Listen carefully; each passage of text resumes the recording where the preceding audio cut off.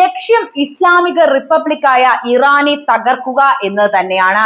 വർഷങ്ങൾക്ക് മുൻപ് അമേരിക്കയുടെ മുഖത്തടിച്ച് സ്വന്തം പരമാധികാരം സ്വന്തമാക്കിയ ജനതയോട് പ്രതികാരം ചെയ്യുകയായിരുന്നു അമേരിക്ക. ആണവായുധം ഉണ്ടാക്കുന്നു എന്ന് പറഞ്ഞുകൊണ്ട് പശ്ചിമേഷ്യയിൽ സംഘർഷമുണ്ടാക്കിയത് ആ രാജ്യത്തിന്റെ ഭരണകൂടത്തെ അട്ടിമറിക്കാൻ തന്നെയാണെന്ന ഞെട്ടിക്കുന്ന റിപ്പോർട്ടുകളാണ് പുറത്തു വരുന്നത്.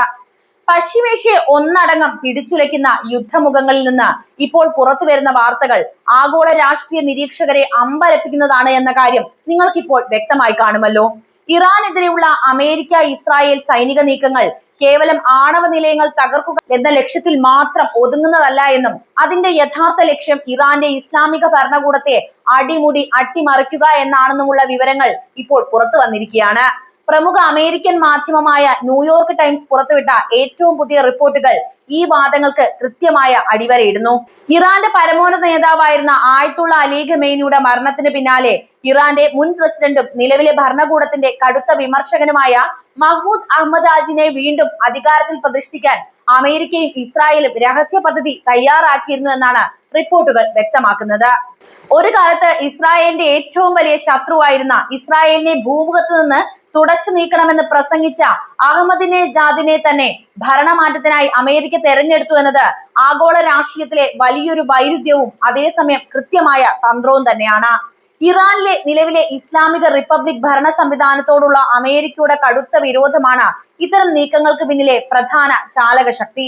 1979 ഇസ്ലാമിക വിപ്ലവത്തിന് ശേഷം അമേരിക്കൻ വിരുദ്ധ ചേരിയുടെ പശ്ചിമേഷ്യയിലെ പ്രധാന കേന്ദ്രമായി മാറിയ ഇറാനെ തകർക്കുക എന്നത് വാഷിംഗ്ടണിന്റെ ദീർഘകാലമായിട്ടുള്ള അജണ്ട തന്നെയാണ്.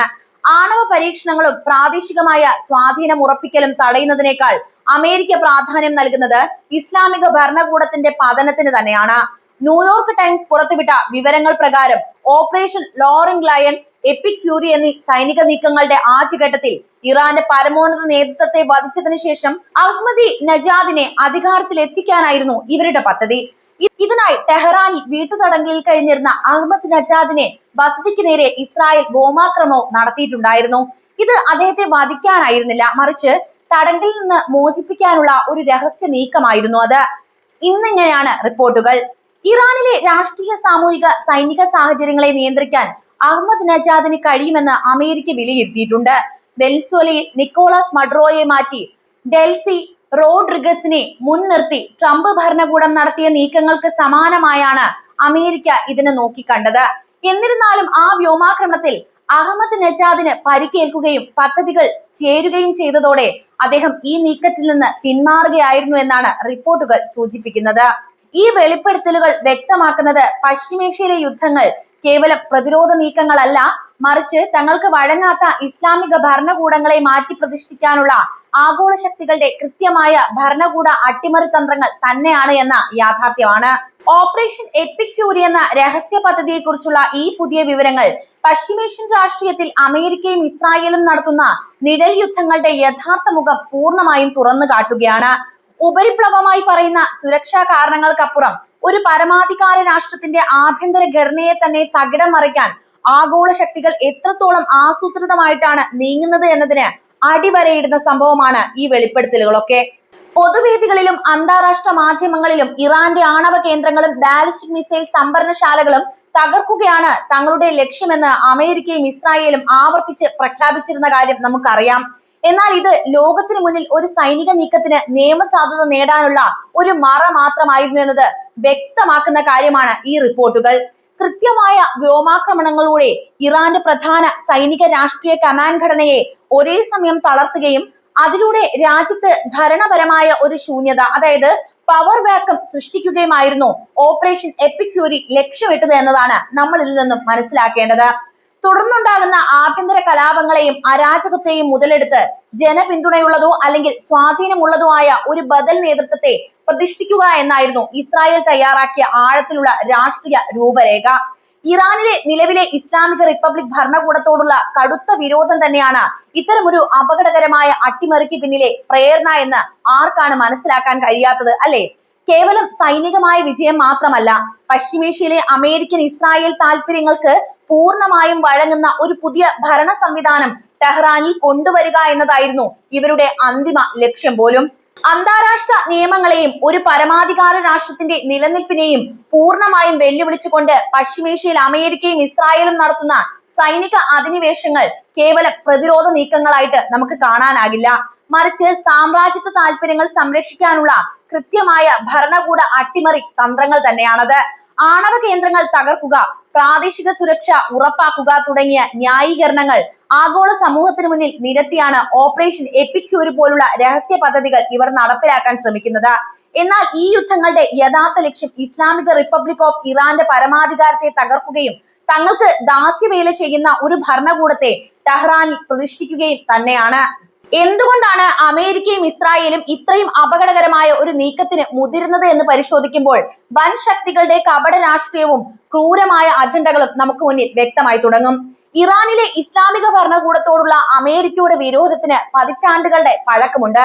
1979 ഇസ്ലാമിക വിപ്ലവത്തിലൂടെ അമേരിക്കൻ അനുകൂലിയായിരുന്ന ഷാ ഭരണകൂടത്തെ ഇറാൻ ജനത പുറത്താക്കിയത് മുതൽ വാഷിംഗ്ടണിന് പശ്ചിമേഷ്യയിലെ ഏറ്റവും വലിയ തലവേദനയാണ് ഈ രാജ്യം.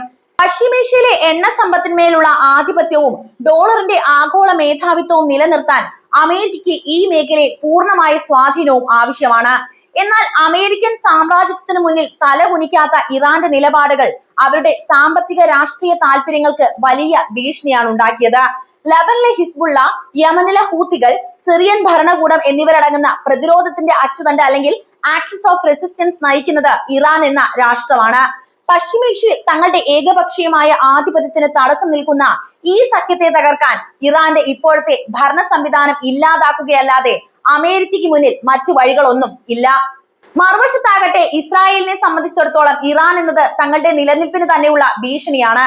മേഖലയിൽ ആണവായുധ ശേഷിയുള്ള ഏക ശക്തിയായി തുടരാനും അയൽ രാജ്യങ്ങളെ ഭയപ്പെടുത്തി നിർത്താനുമാണ് ഇസ്രായേൽ എക്കാലത്തും ശ്രമിച്ചിട്ടുള്ളത്. ഇറാന്റെ സൈനിക വളർച്ചയും മിസൈൽ സാങ്കേതിക വിദ്യയും ഇസ്രായേലിന്റെ ഈ ഏകപക്ഷീയ മേധാവിത്വത്തെ ചോദ്യം ചെയ്യുന്ന പ്രധാനപ്പെട്ട ഘടകവുമാണ്.